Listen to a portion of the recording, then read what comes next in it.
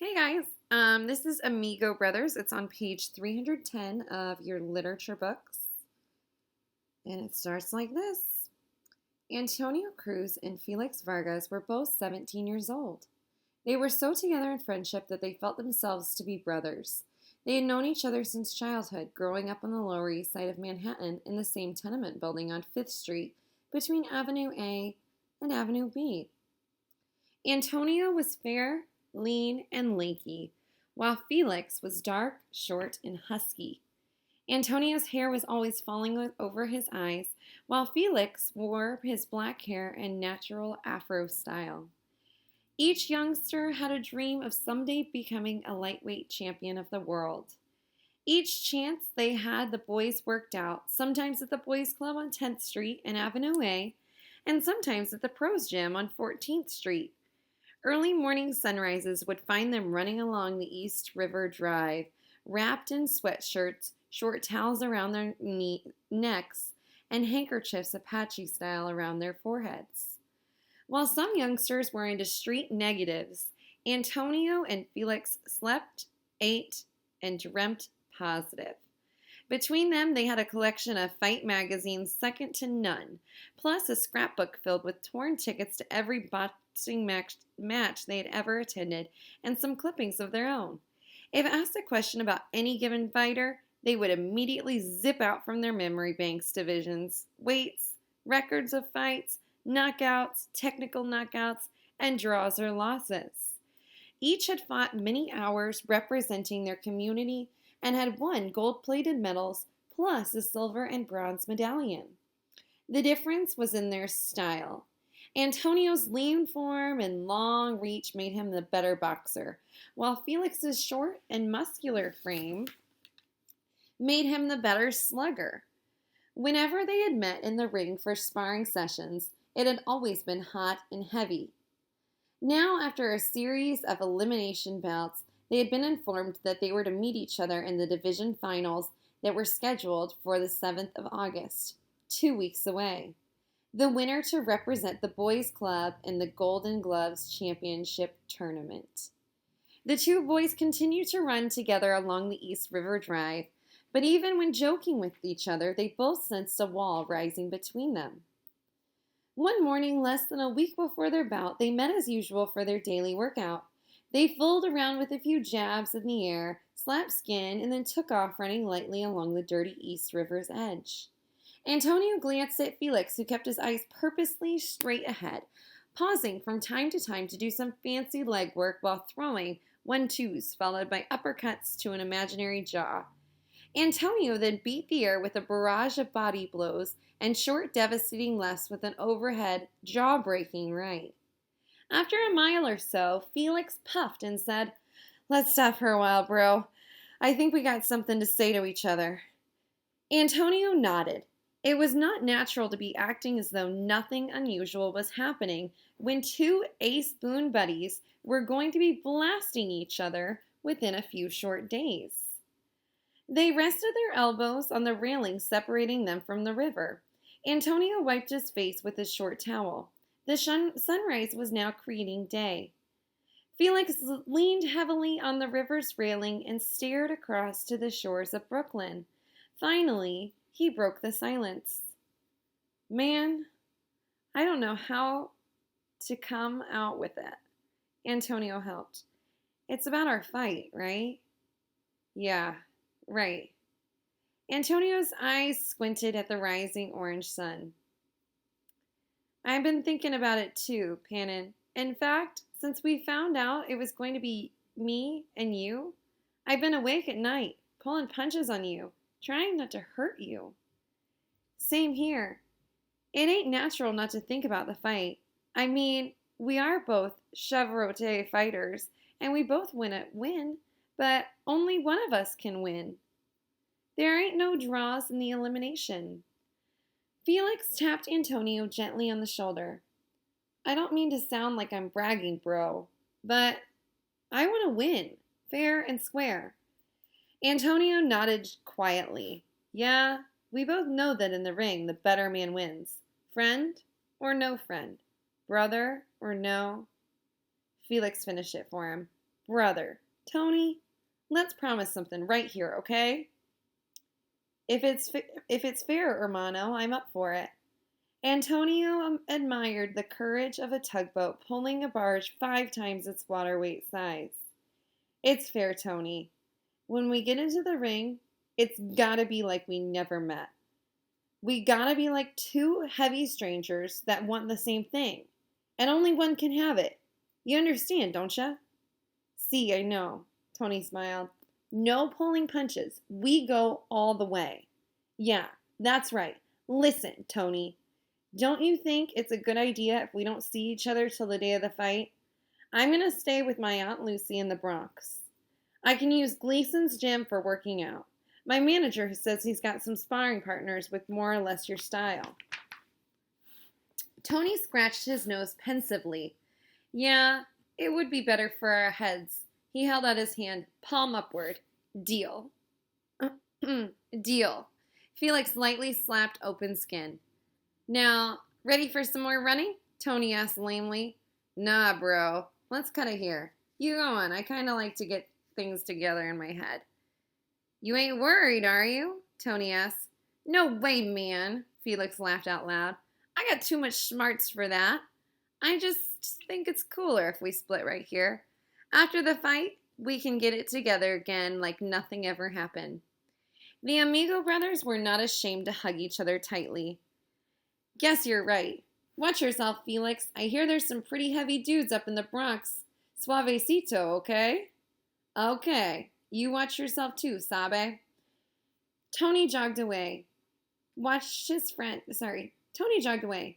Felix watched his friend disappear from view, throwing rights and lefts. Both fighters had a lot of psyching up to do before the big fight.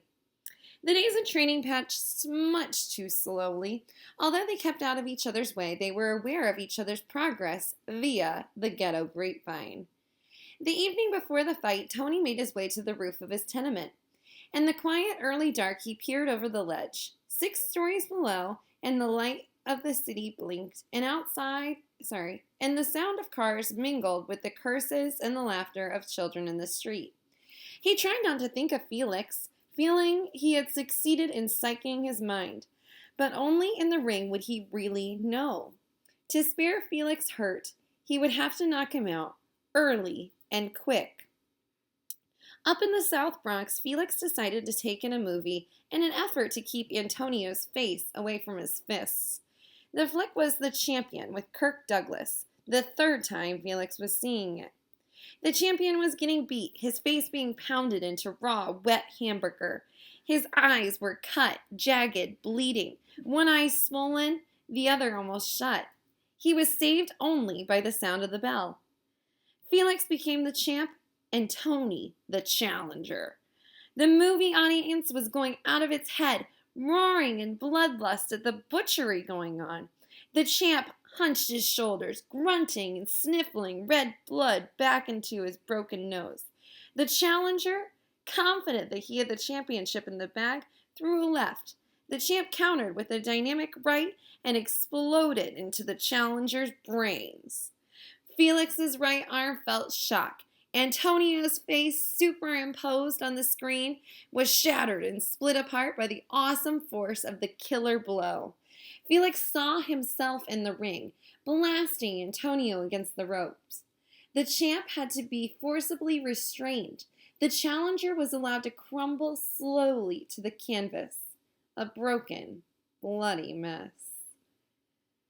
When Felix finally left the theater, he had figured out how to psych himself for tomorrow's fight. It was Felix, the champion, versus Antonio, the challenger. He walked up some dark streets, deserted except for small pockets of weary-looking kids wearing gang colors. Despite the fact that he was Puerto Rican like them, they eyed him as a stranger to their turf. Felix did a last shuffle, bobbing and weaving while letting loose a torrent of blows that would demolish whatever got in its way. It seemed to impress the brothers, who went about their own business. Finding no takers, Felix decided to split to his aunt's. Walking the streets had not relaxed him, neither had the fight flick. All it had done was stir him up. He let himself quietly into his Aunt Lucy's apartment and went straight to bed, falling into a fitful sleep with sounds of the gong for round one. Antonio was passing some heavy time on his rooftop. How would the fight tomorrow affect his relationship with Felix? After all, fighting was like any other profession. Friendship had nothing to do with it. A gnawing doubt crept in. He cut negative thinking real quick by doing some speedy, fancy dance steps, bobbing and weaving like Mercury. The night air was blurred with perpetual motions of left hooks and right crosses. Felix, his amigo brother, was not going to be Felix at all in the ring, just an opponent with another face. Antonio went to sleep, hearing the opening bell for the first round. Like his friend in the South Bronx, he prayed for victory via a quick, clean knockout in the first round. Large posters plastered all over the walls of local shops announced the fight between Antonio Cruz and Felix Vargas at the main bout. The fight had created great interest in the neighborhood. Antonio and Felix were all liked and respected. Each had his own loyal following. Betting fever was high and ranged from a bottle of Coke to cold, hard cash on the line. Antonio's fans bet with unbridled faith in his boxing skills. On the other side, Felix's admirers bet on his dynamite-packed fists. Felix had returned to his apartment early in the morning of August 7th and stayed there, hoping to avoid seeing Antonio. He turned the radio on to salsa music sounds and then tried to read while waiting for word from his manager. The fight was scheduled to take place in Tompkins Square Park. It had been decided that the gymnasium of the boys' club was not large enough to hold all the people who were sure to attend. In Tompkins Square Park, everyone who wanted could view the fight, whether from ringside or from window fire escapes or tenement rooftops. The morning of the fight, Tompkins Square was a beehive of activity, with numerous workers setting up the ring, the seats, and the guest speakers' stands.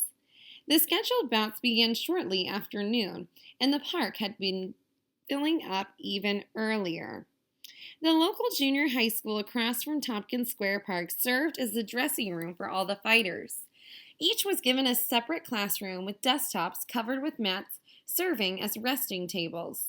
Antonio thought he caught a glimpse of Felix waving to him from the room at the end of the corridor. He waved back just in case it had been him. The fighters changed from their street clothes into fighting gear. Antonio wore white trunks, black socks, and black shoes. Felix wore sky blue trunks, red socks, and white boxing shoes. Each had dressing gowns to match their fighting trunks with their names neatly stitched on the back. The loudspeakers blared into the open windows of the school. There were speeches by dignitaries, community leaders, and great boxers of yesteryear. Some were well prepared, some improvised on the spot. They carried the same message of great pleasure and honor at being part of such a historic event. This great day was the tradition of the champions emerging from the streets of the Lower East Side. Interwoven with the speeches were the sound of other boxing events. After the sixth bout, Felix was much relieved when his trainer, Charlie, said, "Time change, quick knockout, this is it, we're on." Waiting time was over. Felix was escorted from the classroom by a dozen fans in white shirts with the word Felix across the front. Antonio was escorted down a different stairwell and guided through a roped-off path. As the two climbed into a ring, the crowd exploded with a roar. Antonio and Felix both bowed gracefully and then raised their arms in acknowledgement. Antonio tried to be cool, but even as the roar was in its first birth, he turned slowly to meet Felix's eyes, looking directly into his. Felix nodded his head, and Antonio responded, and both as one just as quickly turned away to face his own corner. Bong, bong, bong! The roar turned to stillness. Ladies and gentlemen, señores y señoras, the announcer spoke slowly, pleased at his bilingual efforts. Now, the moment we have all been waiting for, the main event between two fine young Puerto Rican fighters, products of our Lower East Side. Luisita, called out a member of the audience. In this corner, weighing 131 pounds, Felix Vargas. And in this corner, weighing 133 pounds, Antonio Cruz. The winner will represent the boys' club in the Tournament of Champions, the Golden Gloves. There will be no draw. May the best man win. The cheering of the crowd shook the window panes of the old buildings surrounding Tompkins Square Park. At the center of the ring, the referee was giving instructions to the youngsters. Keep your punches up, no low blows, no punching on the back of the head. Keep your heads up. Understand? Let's have a clean fight. Now shake hands and come out fighting. Both youngsters touched gloves and nodded. They turned and danced quickly to their corner. Their head towels and dressing gowns were lifted neatly from their shoulders by their trainer's nimble fingers. Antonio crossed himself. Felix did the same. Bong, bong! Round one.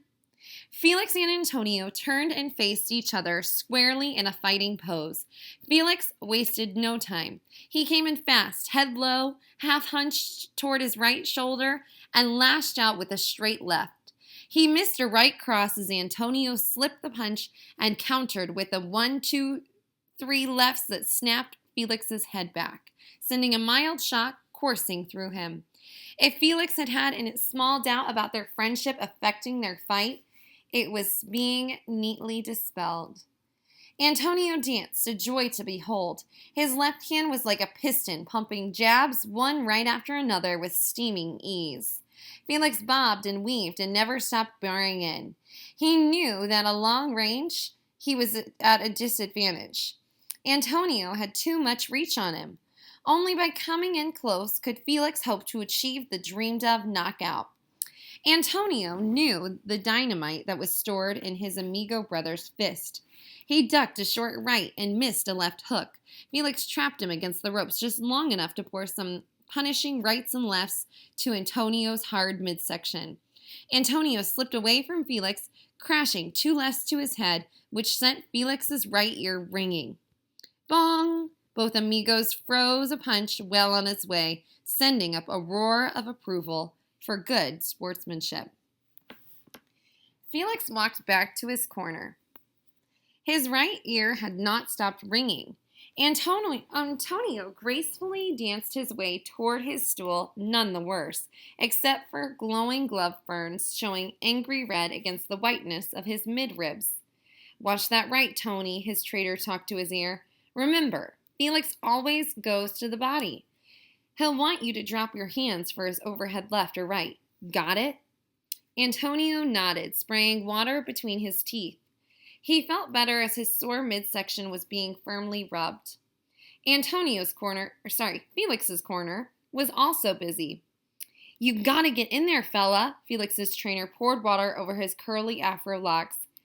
Get in there or he's gonna chop you up from way back. Bong bong, round 2. Felix was off his stool and rushed Antonio like a bull, sending a hard right to his head. Beads of water exploded from Antonio's long hair. Antonio, hurt, sent back a blurring barrage of lefts and rights that only meant pain to Felix, who returned with a short left to the head, followed by a looping right to the body. Antonio countered with his own flurry, forcing Felix to give ground, but not for long. Felix bobbed and weaved, occasionally punching his 2 gloves together. Antonio waited for the rush that was sure to come. Felix closed in and feinted with his left shoulder and threw his right instead. Light suddenly exploded inside Felix's head as Antonio slipped the blow and hit him with a piston-like left, catching him flush on the point of his chin. Bedlam broke loose as Felix's legs momentarily buckled.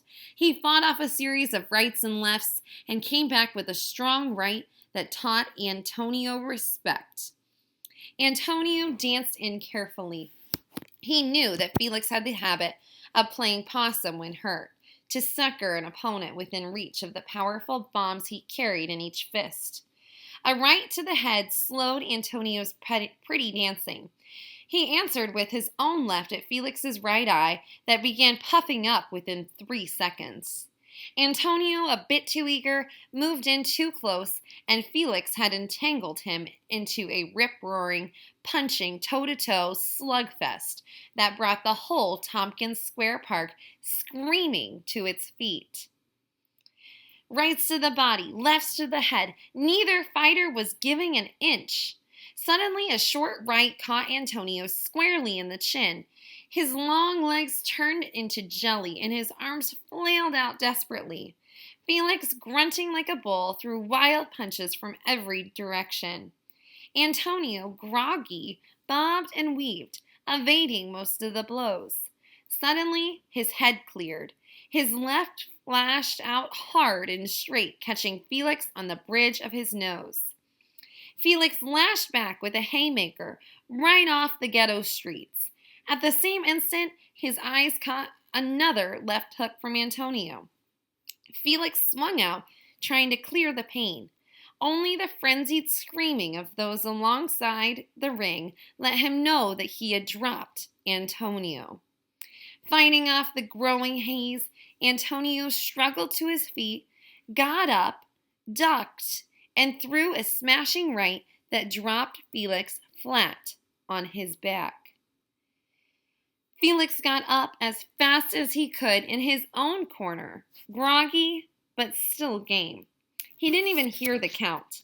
In a fog, he heard the roaring of the crowd, who seemed to have gone insane. His head cleared to hear the bell sound at the end of the round. He was very glad. His trainer sat him down on the stool. In his corner, Antonio was doing what all fighters do when they are hurt. They sit and they smile at everyone. The referee signaled the ring doctor to check the fighters out. He did so and then gave his okay. The cold water sponges brought clarity to both Amigo brothers.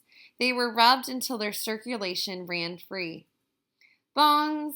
Round 3. The final round. Up to now, it had been a tic-tac-toe, pretty much even. But everyone knew there could be no draw, and that this round would decide the winner. This time, to Felix's surprise, it was Antonio who came out fast, charging across the ring. Felix braced himself, but couldn't ward off the barrage of punches. Antonio drove Felix hard against the ropes. The crowd ate it up. Thus far, the two had fought with mucho corazon. Felix tapped his gloves and commenced his attack anew. Antonio, throwing boxer's cautions to the wind, jumped in to meet him. Both pounded away. Neither gave an inch, and neither fell to the canvas. And Felix's eye was tightly closed. Claret red blood poured from Antonio's nose. They both fought toe to toe. The sound of their blows were loud in contrast to the silence of a crowd gone completely mute. The referee was stunned by their savagery. Bong, bong, bong! The bell sounded over and over again. Felix and Antonio were past hearing. Their blows continued to pound on each other like hailstones. Finally, the referees and the two trainers pried Felix and Antonio apart. Cold water was poured over them to bring them back to their senses. They looked around and then rushed toward each other. A cry of alarm surged through Tompkins Square Park. Was this a fight to the death instead of a boxing match? The fear soon gave way to wave upon wave of cheering as the two amigos embraced. No matter what the decision, they knew that they would always be champions to each other. Bong, bong, bong! Ladies and gentlemen, senores y señoras, the winner And representative to the Golden Gloves Tournament of Champions is... The announcer turned to point to the winner and found himself alone. Arm in arm, the champions had already left the ring.